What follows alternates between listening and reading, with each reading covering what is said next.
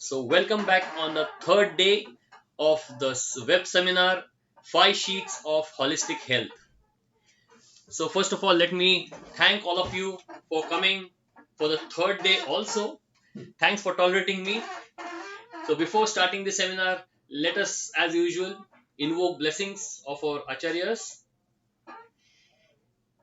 Om Ajnanatimirandhasya Jnananjanashalakaya चक्षुरुन्मिलितं येन तस्मै श्रीगुरवे नमः श्रीचैतन्यमनोभीष्टं स्थापितं येन भूतले स्वयं रूप कदा मह्यं ददाति स्वपदान्तिकं वन्देऽहं श्रीगुरोः श्रीयुतापदकमलं श्रीगुरून् वैष्णवांश्च श्रीरूपं साग्रजातं सहगणा रघुनाथान्वितं तं सजीवं साद्वैतं सावधूतं परिजनसहितं कृष्णचैतन्यदेवं Shri Radha कृष्णपादान्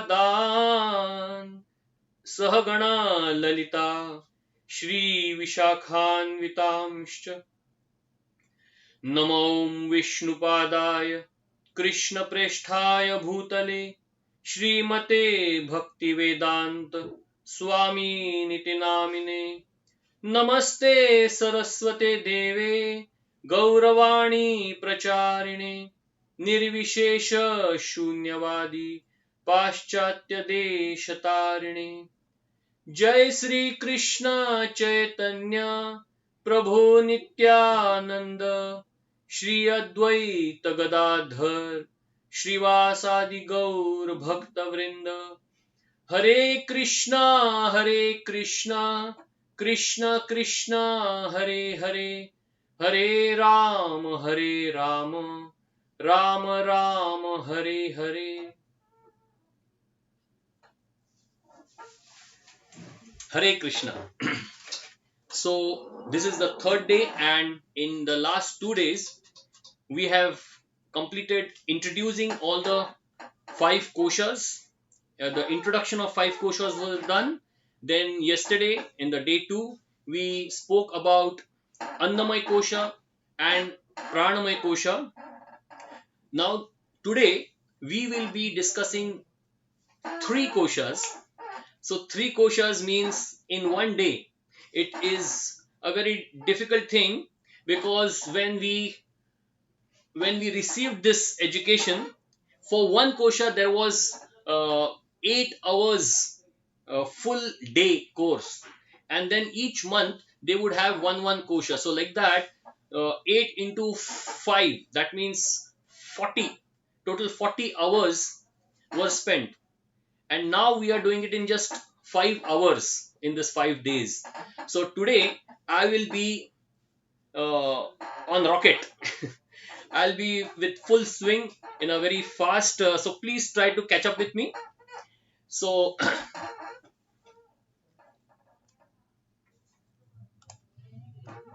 so the domain of Manomay Kosh. So now we are discussing Manomay Kosha. The domain of Manomay Kosha is, as we can see in the screen,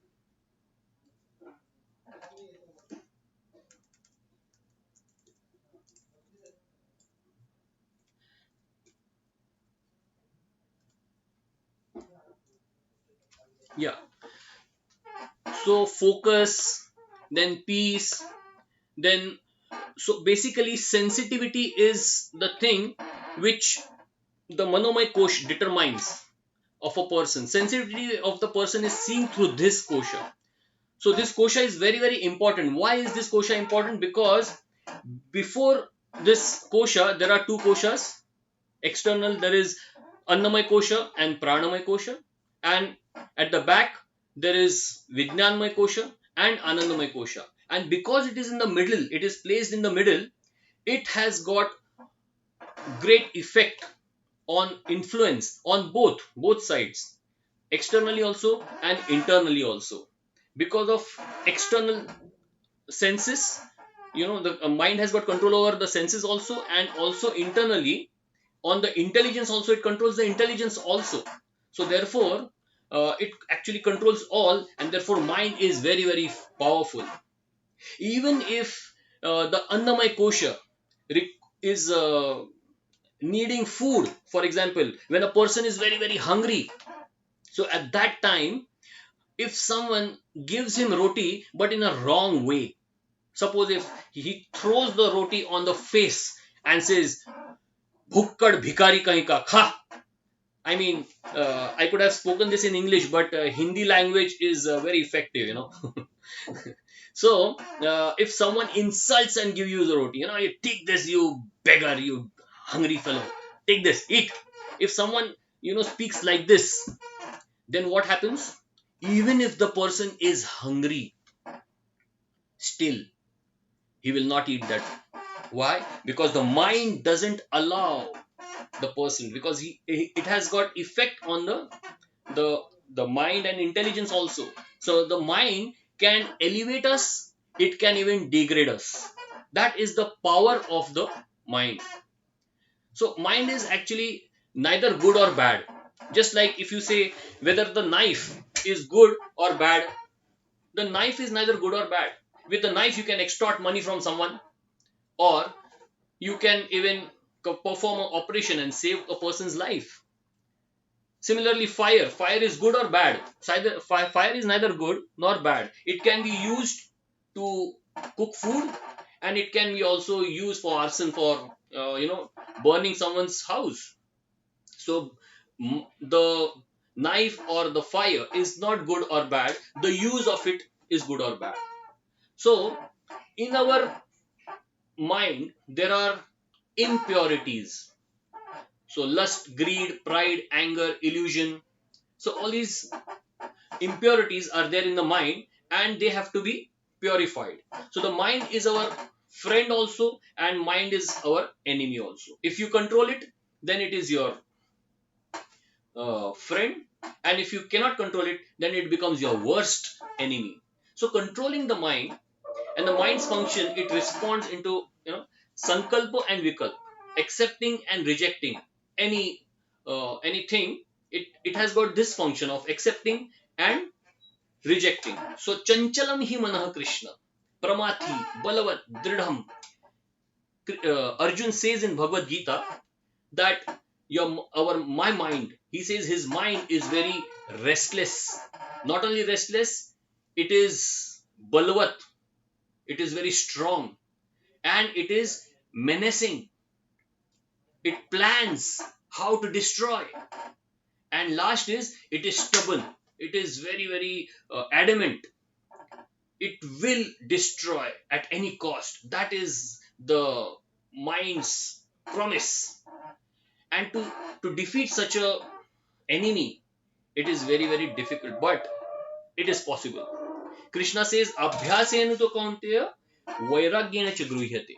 He says, by continuous abhyas, by exercising always, and by vairagya, by detachment, one can actually get into winning the mind. So, what is favorable for Manomay Kosha? If we have to control the mind, how do we do it? So, how to tame a tiger? Suppose if someone comes in front of a tiger and we have to tame it, it's so difficult. But then there are people who, with a small hunter, they control sometimes 10 or sometimes 16 lions and tigers. So, how do they do that? Let us learn from them how to control our mind. So, when a wild tiger is brought first time from the jungle, what the this hunt this what you call ringmaster, what he does is, he does not feed the tiger for many days. So first few days the tiger is very very hungry, so he becomes more wild, and he roars and roars as if he'll eat the whole world. But then after few days, slowly slowly, when the energy goes away, and then his roars becomes into a cat's meows, and then after some time even those meows doesn't come out from his face. He is just lying down because he is hungry, and I mean no energy in the body. So what can he do? So he just, without any energy, he's just lying down. And at that situation, at that time, the ringmaster gets into the that jail, and then slowly he starts feeding, and he starts feeding him water also. And then this tiger, he sees that this person is my provider, this fellow, I should never be hurting him because he is feeding me, he's providing me food. And in this way he starts controlling it. So in the same way, in our Vedic tradition we call sometimes upwas. That is something which has to do with controlling the mind. So what all is favorable for uh, Manomay Kosh? The function of Manomay Kosh is to respond to the needs, and to respond with proper, like it thinks, it is thinking and then feeling and willing. So but to do it with the guidance of intelligence very nicely.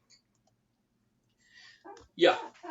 So what all are the favorable things for Manomay Kosh? As I said, so the favorable things for Manomay Kosh is, first, if a person is successful, then suddenly becomes very prasanna, he becomes very happy. So success can, it is very favorable for Manomay Kosh, but of course it is not in our hands, it is in the Lord's hand. Success or failure is in the Lord's hand. Then second is association of wise people. In any situation, in any circumstances, if somehow we are bhagyavan, ब्रह्मांड को ब्रह्मित कोनो भाग्यवान जीव Guru Krishna prasadi पाए. So if we are bhagyavan, we'll get prasad of the association of Vaishnavas, of Guru. So darshane pavitra karo ek tomaro gun.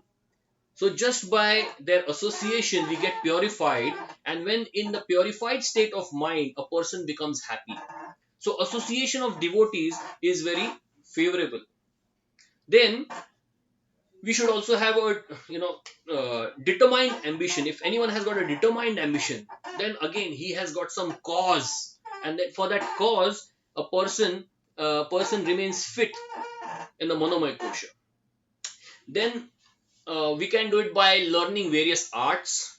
If the mind has to be at peace, if it has to be satisfied, then we must certainly be, externally there are some tools and techniques by which we can actually train the mind. So what are those tools? Like we can learn science of temperament. In those in that concept we learn the four personalities, the four temperaments, basically not personality but four temperaments, that is sanguine and choleric and melancholy and phlegmatic, like that there are four. So that is a different seminar, but I'm just telling you there are some tools, some techniques. So science of temperament, if it is learned, it will help us to understand what is our temperament, and to understand what is the temperament of the people whom we deal with.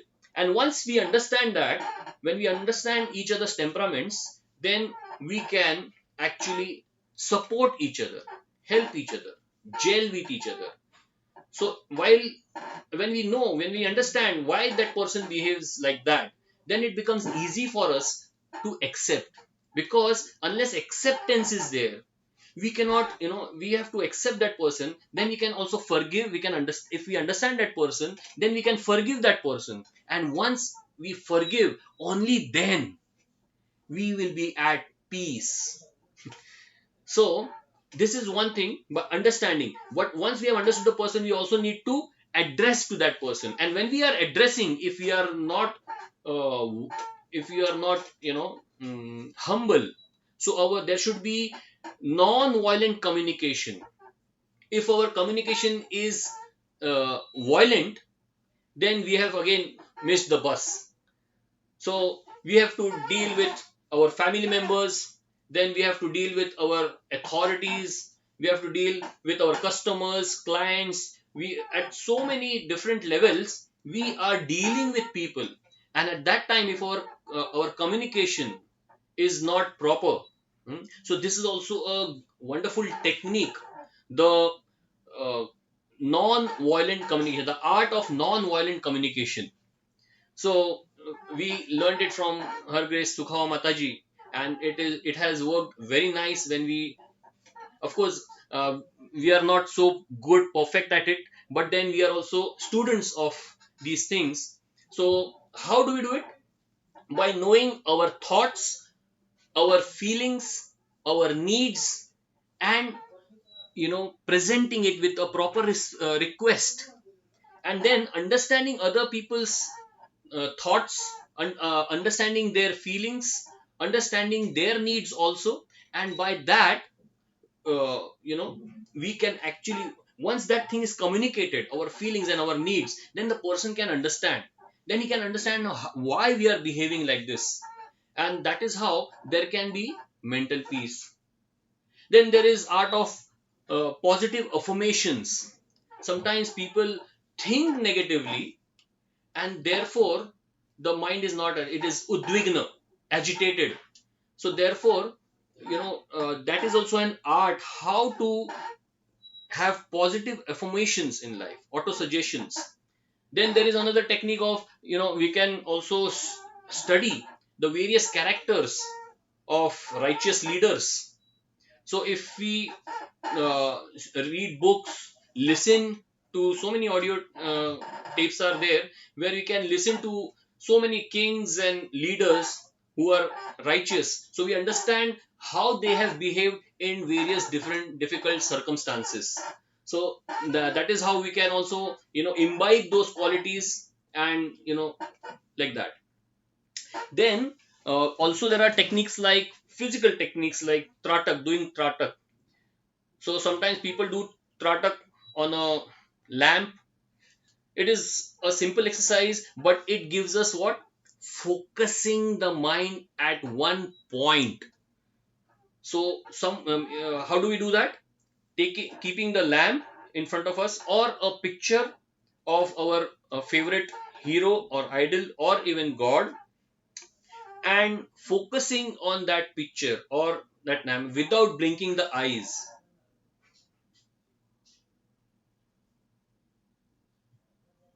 I mean, I'm not doing it now. I'm just showing how it happens. So when you focus on a point, and then sometimes people go for half an hour or sometimes even 1 hour. So this exercise, especially when children do, they develop focusing at a point. No, so even pranayam, when people do pranayam, so at that time also they get a zero thought effect, focusing at one point without any other thought, disturbing us.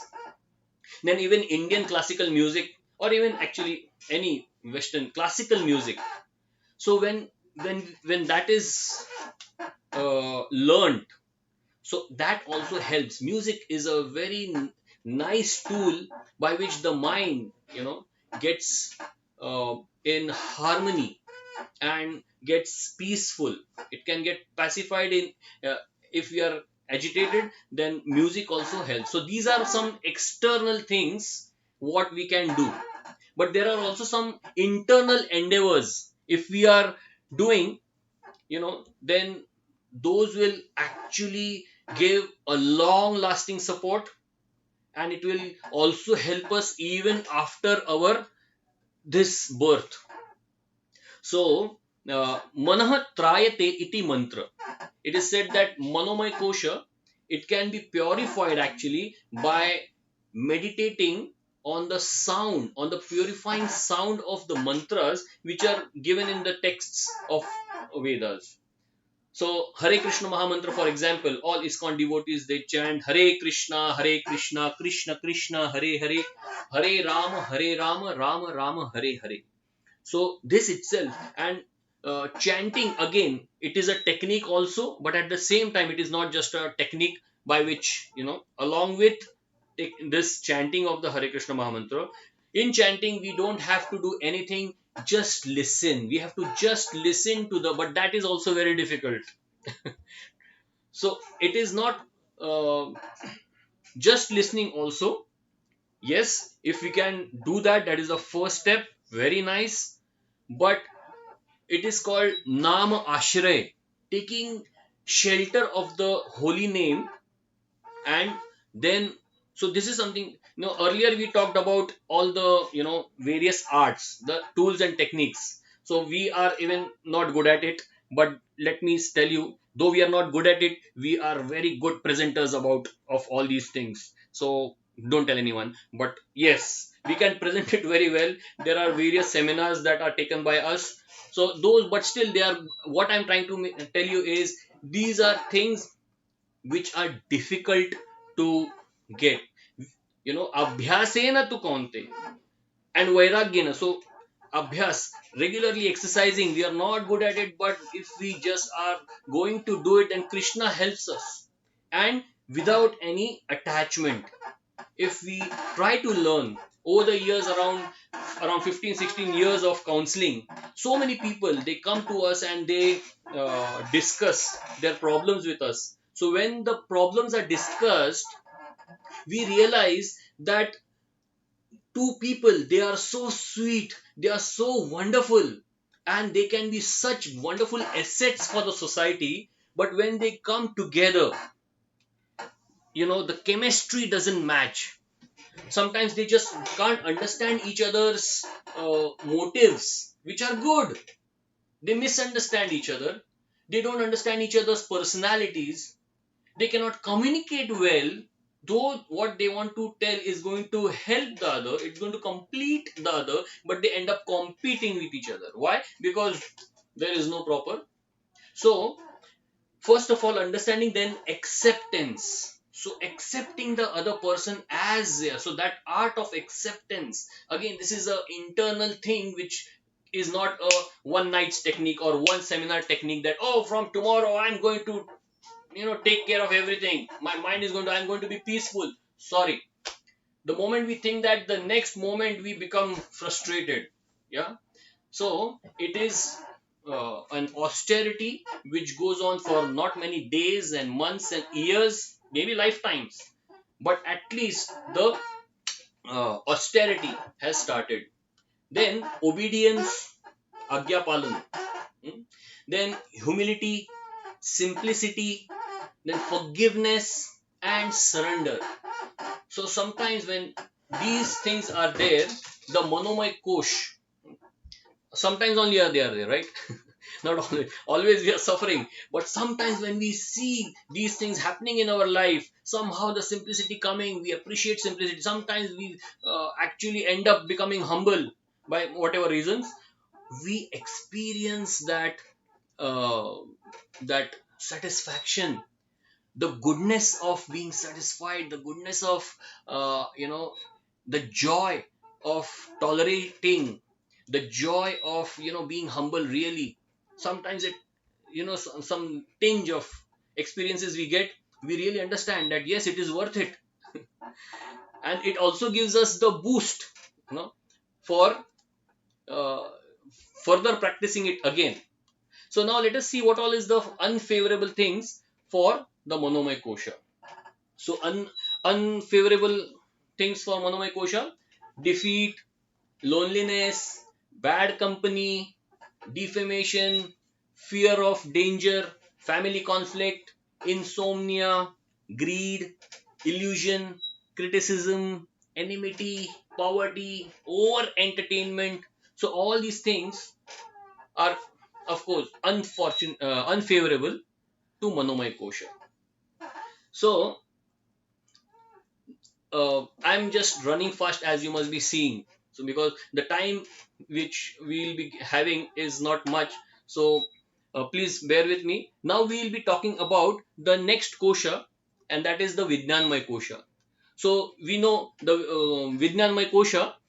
The domain is memory, foresightedness, broad-mindedness, decision making, right, and power of discrimination. So, and the function of Vijnanmay Kosha is to offer advice to the mind according to the time, place, and circumstance, considering the previous experiences and present options, and analyzing. how we can have nice innovative options and then making decisions. So all these things are the functions of the Vijnanamay Kosha. And then there are 10 capacities of Vijnanamay Kosha.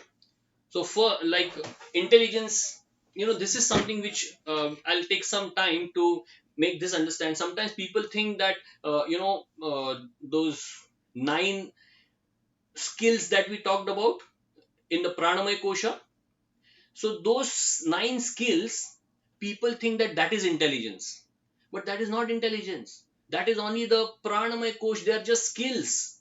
Okay, but if it has to be intelligence, intelligence means from the given knowledge, if a person brings out a result, then intelligence, we can call it real Vijnan, intelligence. So there are 10 capacities. Let us try to understand what are these 10 capacities. First is Grahan Shakti, as you can see in the screen. So Grahan Shakti is first listening from a source without any bias, without any pakshapat, without any bias, just hearing it. And then after hearing, then storing the information is Dharan Shakti. Yeah. So Dharan Shakti means storing that information and how long we can store it. Like we know, Lord Chaitanya Mahaprabhu, he was a Shrutidhar. So once a thing is heard, entire a big poem of so many verses, hundreds of verses, Chaitanya Mahaprabhu heard it once and then again repeated the same in front of the Pandit. So how he could do it? He had that Shruti Dhar. So Dhara means Dharana Shakti. So that Dharana Shakti means how long you can store the information. That is your Dharana Shakti. Then comes Smriti. So Smriti, Dharan, Smriti means again reproducing it as it is. So even that Chaitanya Mahaprabhu exhibited, right? So reproducing it, and modern education is only till this. That's it. Okay. Grahan, Dharan, and Smriti. Reproduce it in the paper. And after that, what do? You forget. But from here again, there are so many other Shaktis also. After Smriti comes Nirikshan. Nirikshan means observing with initiative. So, like while coming from the school, what all did you observe? Yeah, which shop was open, which shop was closed, what was the color of the festoon, everything. If a child just catches, or sometimes when the parent asks, oh 1 minute, I'll just see and come back. So he goes, sees and come back, and then what about the other shop? Oh, that I did not see. Again go and again come back. So that Nirikshan power is not so good. So yes, then after Nirikshan comes Parikshan.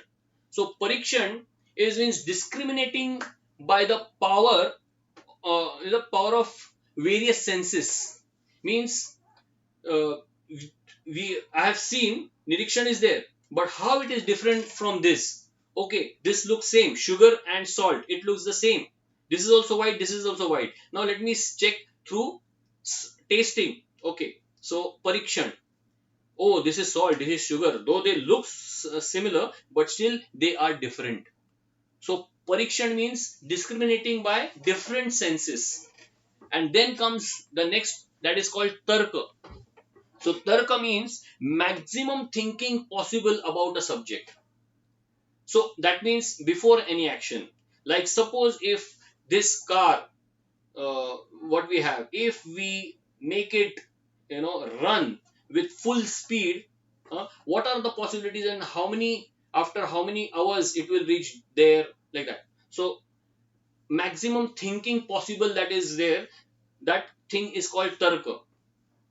If we do this, then what will happen? So all the maximum possible thinking, that is called tarka.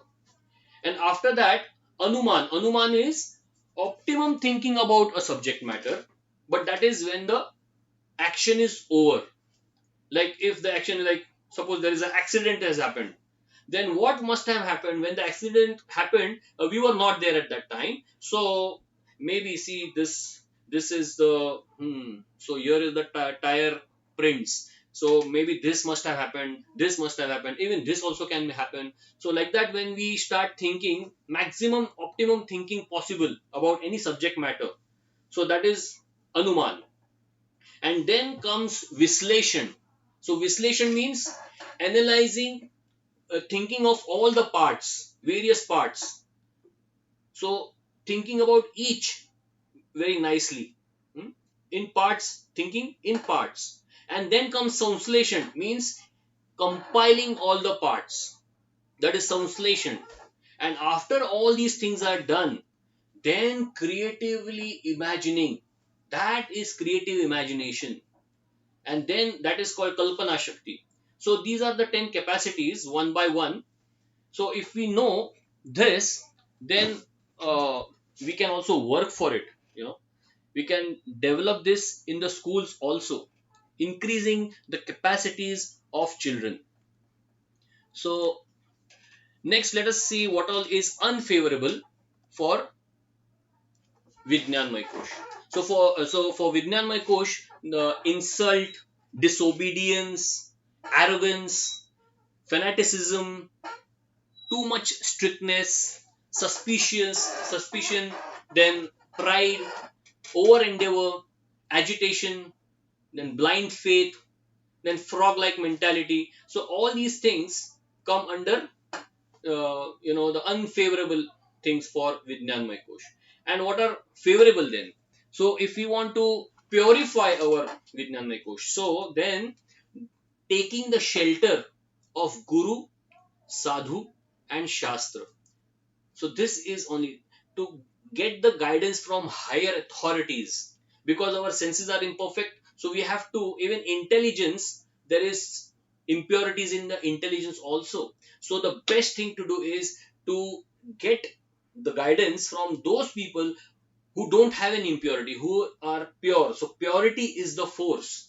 And therefore Guru, Sadhu, and Shastra. If we take shelter of Gurudev, then we will be, so that is the best favorable thing for Vigyanmay Kosh. So hankering for meditation.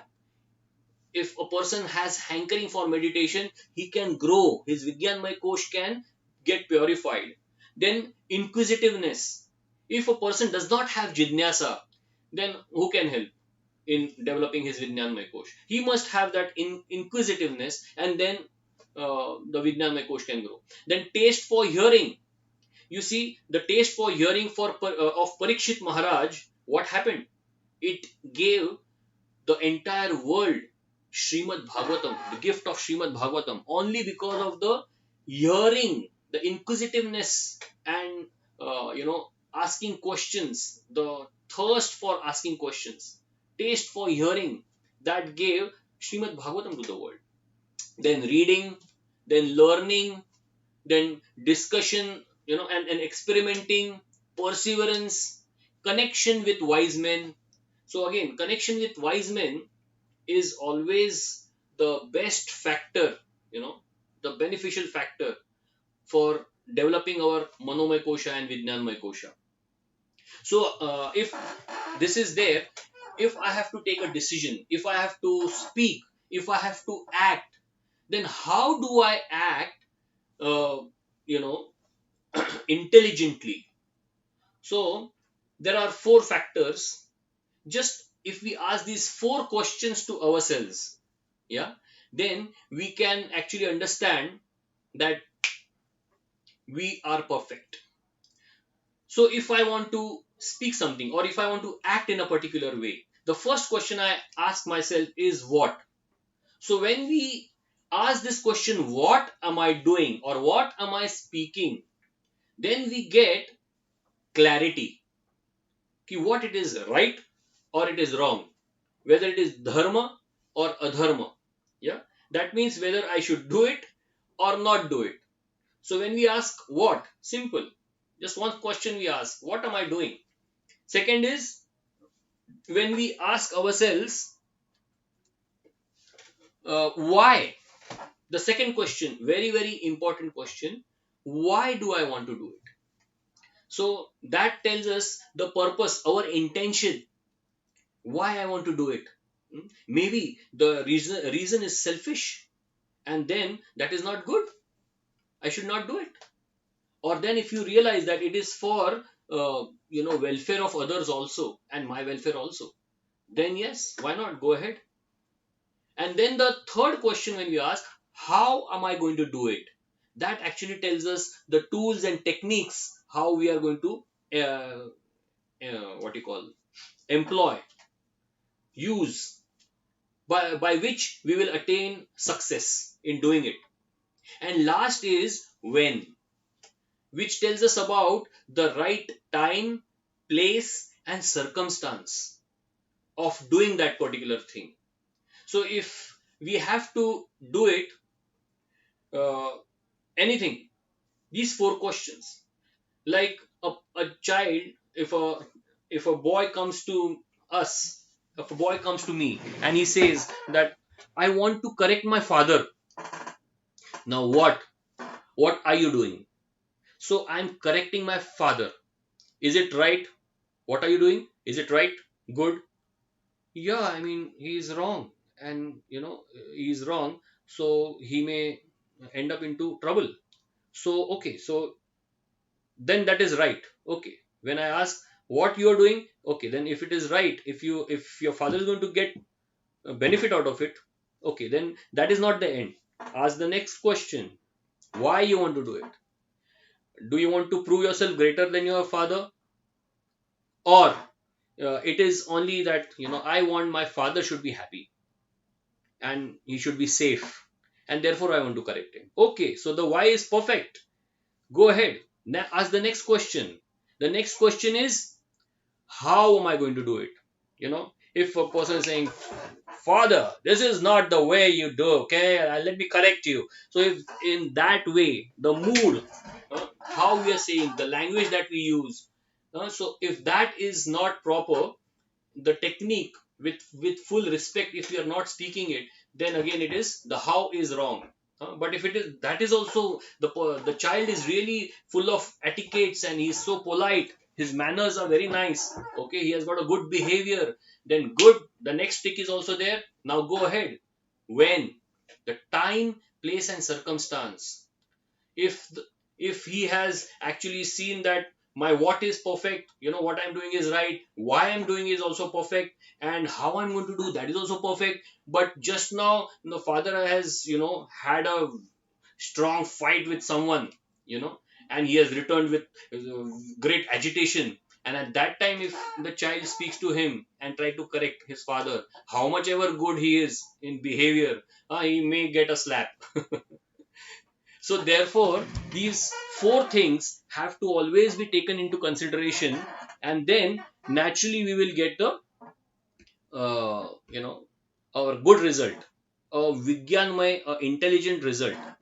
So now let us see the various development stages. So once we take the shelter of Guru, Sadhu, and Shastra, then our Vigyanmay Kosha, it develops slowly, and it has got stages. So let us understand those stages. So the first stage is dhi. So this first stage, dhi, it also has got various stages in that one dhi also.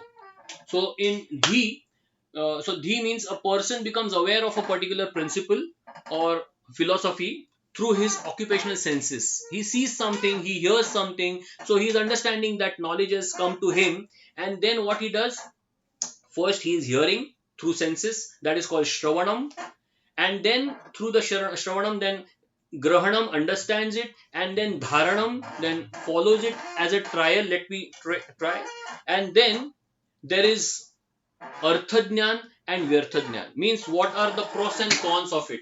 What merits am I going to get? What are the demerits of all these things? So, Arthajnan and Vyarthajnan. This is not useful to me. This is useful to me. Like that. So when that he is thinking, that is Artha and Vyarthajnan. And then finally, whatever is good, he takes that as a Tattva. So that is the belief that is the concept that he decides that yes, this is a perfect concept. After doing Uha Poha also, after seeing, debating pros and cons, all those things are there. So then he realizes that this concept is going to work in my life. Let me take it. So that is that he has taken. So that is dhi. Then the next stage is called dhriti. So dhriti means that is the next step. He follows the principle in his life. Now he has taken, he has understood. Okay. Now he starts following that principle, that philosophy throughout his life. So let us take an example. For example, if I'll tell you some people and you can say what is that principle that they have followed in life, I'm sure you will get it. This is just an exercise so that we understand whether we have understood Dhriti. Okay. So if I say Pandava, so what is the principle they have always followed in their life? It is dharma, righteousness. They always followed righteousness in their life, right? And because of which Krishna was always with them. If I say Bhishma, so Bhishma means one word comes, vows. The man of vows, Pratigya, Bhishma Pratigya. So that is one concept which he had taken. And if I take any vow, I will see to it that I follow. That was his, strong dhriti. If I say Abhimanyu, yeah, Abhimanyu. Abhimanyu, his concept was Virta, chivalry. Yeah, at any cost for my fathers and my uncles, I will show my chivalry and bring success. If I say Sita or Savitri or Sati, what that word comes? That is Pativratya. Yeah, their concept was they were very chaste to their husbands. Then, if I say Sridhar Kolavecha, yeah, for the people who are in the Gaudiya Vaishnava Sampradaya, in the ISKCON, they know that Sridhar Kolvecha means bhakti, yeah, humility. So that concept they have, that is dhriti.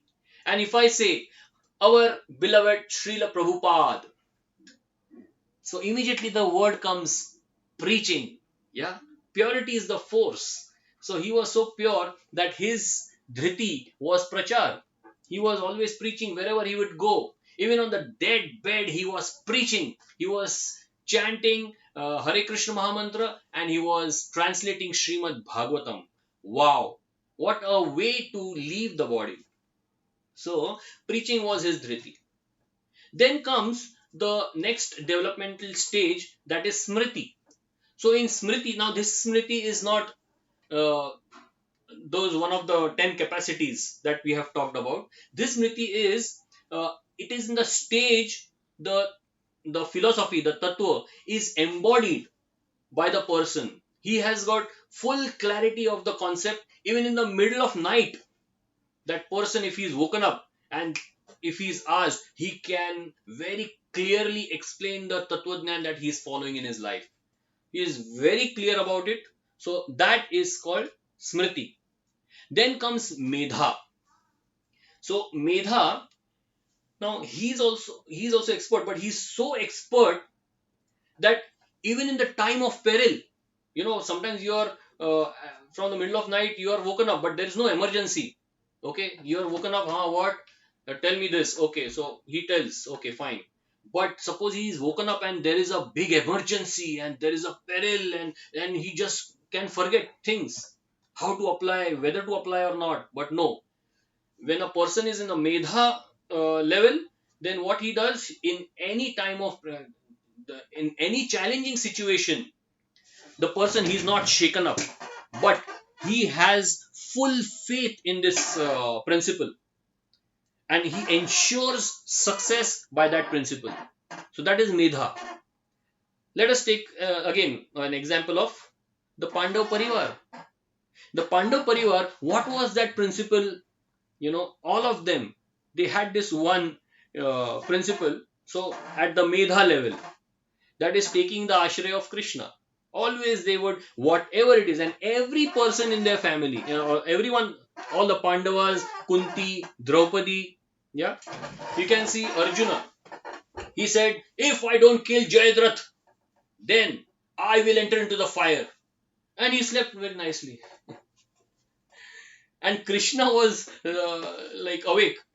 He said, "Who told you to take such a promise? I'm also now a little bit concerned and worried. And if this doesn't happen tomorrow, I will end the whole world." So, so Arjun knew that, yeah, he's so worried. Yeah, so why should I be worried? Let me sleep.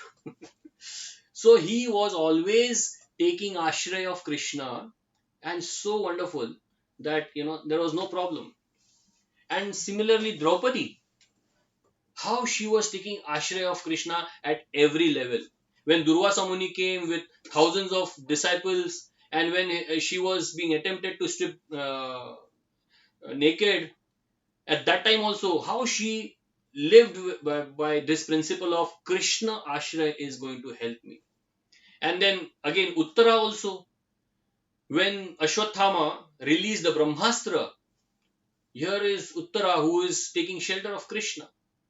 And then even Kunti in Srimad Bhagavatam, the crest jewel of Srimad Bhagavatam is the teachings of Queen Kunti, the prayers of Queen Kunti. Yeah. So she's always taking the ashray of the Lord. Even Bhima, when there was fight with Jarasandha, yeah, he was taking shelter of Krishna. He looked at Krishna, and that is how he got victory. So the next stage is uh, Pratibha. So now Pratibha, he shows extraordinary prowess, asamanya karishma, yeah, in problem solving by this realized principle in his life. So that you know that solution will strike him suddenly, and he will somehow achieve success. That is the stage of the developed stage of Vijnanmay Kosh. So for example, Shivaji Maharaj, you know he had extraordinary so many, his decision making was so perfect. Killing Afzal Khan, then cutting the fingers of Shaista Khan, then escaping from Delhi from Aurangzeb's clutches, then escape from Siddhi Jawar's cordon. So many incidents we can see that he was having extraordinary prowess. So that is, Pratibha. And then the next stage is Prajna. So that offering of extraordinary charisma, it becomes a regular feature. That is the next stage. Not just once, but it becomes a regular feature, nitya niyam. So it is, it is no more a sudden striking of a solution, but every day is like that. So like for Arjuna, example again, yeah, at Draupadi Swayamvar, he did it. Then at Virat Yuddha, he chased everyone out. And then again at Mahabharata Yuddha, everywhere he was the undefeated archer. He was the undefeated Yodha. So that is Prajna. So however, regarding Arjuna in this field, he is only best in archery, only in one field. But Ritam, the next feature, this capacity, Ritambara Prajna, that is the stage of a person's capability. So he is capable of solving problems in any field at any time. He is a consummate expert. So what is that name that comes to our mind when we speak like this? Ritambara Pragya. That is again Manojavam Maruti Tulya Vegam Jitendriyam Buddhimatam Varishtham Vatatmajam Vanarayuthamukyam Shri Ramadutam Sharanam Prabhadye. So Hanumanji is the Panch Kosh, the overall holistic. He is strong, he is healthy, he is talented, skillful, he is sensitive, he is conscientious, very intelligent, wise, and he is grateful. Yeah, to Lord Sri Ram. So he is the paragon of all the qualities. So he is a sevak, he is a doot, He is a Vanar. He is a Yodha. He is an architect. He built the bridge. He is a Vidushi. Yeah. He is a Kavi. He is a leader. He is a Jasus, detective. Then he is a Kirtaniya. He is a Malla. He is a Yogi. And he is a Siddhi. He has got all the Siddhi. Navnidhi ke data. Ashta Siddhi, Navnidhi ke data. And he is also Upadravi. And he is a Vahan. He is a vehicle of Lord Ram. So many things he has got. So anything you say anytime, he is always. So that is, so Hanumanji is a great ideal example of a Panch Kosh Vikasit living entity. And therefore all those people, all even especially and schools, the children, they should be worshipping Hanumanji for everything, for character, for competence, for compassion and devotion to the Lord. He is the best person to beg. So after this, we have spoken a lot about My Kosh, and very few, so less time is left for Anandamay Kosh, but somehow I will try to finish it. So Anandamay Kosha, as we have already seen, the domain of Anandamay Kosha is false ego, gratefulness, stability, fearlessness, peace, service, compassion, forgiveness, and satisfaction. So the function of Anandamay Kosha is to offer love and compassion to all, and to remain equipoised with tolerance, sacrifice, and perseverance, offering values and welfare to the society. So when consciousness enters into the into the false ego, what we get is actually gratefulness. So uh, we have got the story of Akbar. Akbar, when he heard Tansen, he said, "Oh, Tansen, how wonderfully you sing, And Tansen says, "Well, I perform something, but if you have to listen, you must listen my Gurudev." So he said, "Who is your Gurudev?" He says, "Haridas is my Gurudev. Haridas Varya. He sings very well." So, "Oh, so get him here. I want to listen." He says, "Sorry, it is not like that. You cannot like all other darbaris and myself. You cannot just pay and bring them." So earlier, such kings would always think that you throw money and you get talent, but it was not like that with everyone. So he said, "If you want to listen, you'll have to go to the forest where he resides there. If you bring him forcefully, he will not, even if he leave his breath, he's not going to sing for you." So he said, "No, no, no, no, I want to listen to him. So let us go." And then they go. Then he introduces to his Gurudev, "This is my Guru." And then he says, "Yes, I have come here to listen." He says, "Oh, really? Oh, you have come to listen to me? Okay, fine, good, good. Keep coming, keep coming. I will, whenever the Lord tells me, I will sing." So he said, "The king has come here," and he said, "No, no, no, it is not that. Even if you are king or whatever, he sings only for the Lord. He is not going to sing for you." So he said, "Okay, let us wait." And then one day, when he hears Haridas actually singing in the forest, after he has done that performance, Akbar says, "Tansen, you are nothing in front of your Guru. Your Guru has got such great talent. Now you tell me how he is so good at singing." So Tansen says, "That is because, O king, I sing to receive, and he sings because he has received it from the Lord, and it is so he's so grateful. Now he has received so much that it is overflowing. That devotion is flowing from his from his music, from his singing.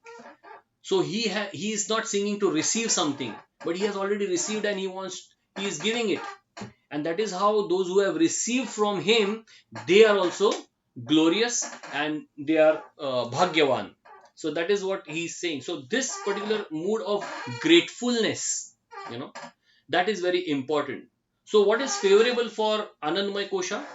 So favorable for Annamay Kosha is seeking with seeking within, love for the absolute, association of spiritual master, and then selfless service to people in general, with Lord in the center. So how, like when Prahlad Maharaj defeated the great wrath of Hiranyakashipu. Hiranyakashipu, even Indra, Chandra, Varun, all these demigods could not stand in front of Hiranyakashipu. But Prahlad Maharaj, a small boy, he defeated. Not only that, even when himself, Lord Narsinga Dev himself, when he came and he tore apart uh, Hiranyakashipu, he was still so very angry, and he wanted to actually, do something more. And at that time, all the demigods were afraid to go in front of him. Even Lakshmi Devi said, I don't want to. At that time, also, Prahlad Maharaj came in front, and he, with his prayers, he pacified, he defeated the wrath of the Lord himself. So, from where does this power come from? When he was asked, from where does the power come? He says, it is the mercy of my Gurudev. His Gurudev? Where did he get it? When did he see his Gurudev? He did not even see his Gurudev. When he was in the womb of his mother Kayadu, at that time he heard it from his Gurudev. So Kayadu heard, and that is how in the womb of his mother he heard this. But after receiving that knowledge, he expresses his gratitude.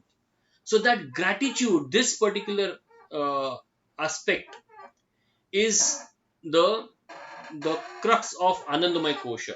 When the Anandamay Kosha is purified, then actually uh, what we get in Annamay Kosha is the mood of gratefulness. So that is the highest. Even when someone achieves devotion, when one attains love, the highest stage of love is gratefulness.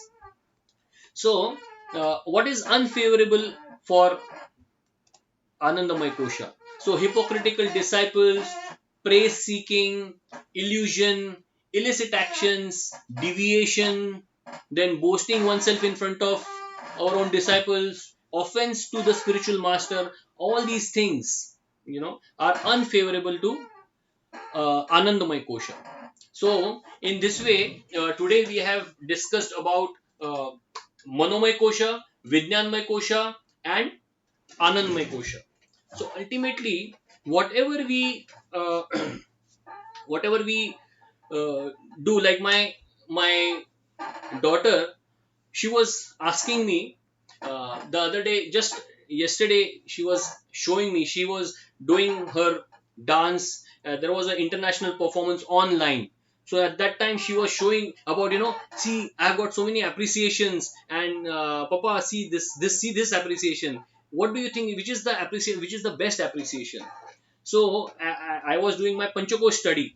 So I said, the appreciation is the best if someone asks you, who is your Gurudev. That means the purpose of your dance is achieved. If someone asks you, who has taught you this dance, that means they also want to become like you and approach, with that mood and learn. So that means you have become a transparent medium between your Gurudev and them. So that should be your your concept should be, whatever I'm doing. So preaching is the essence.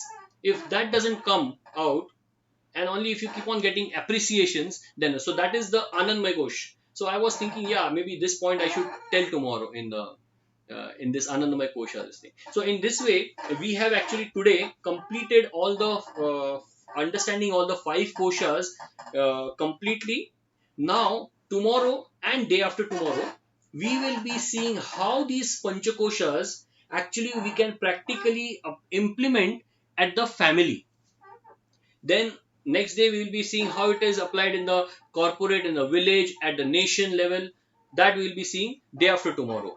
So I'm very, very grateful to all of you for staying with us. And I'm again, we'll meet tomorrow. So I thank you very, very much. Hare Krishna.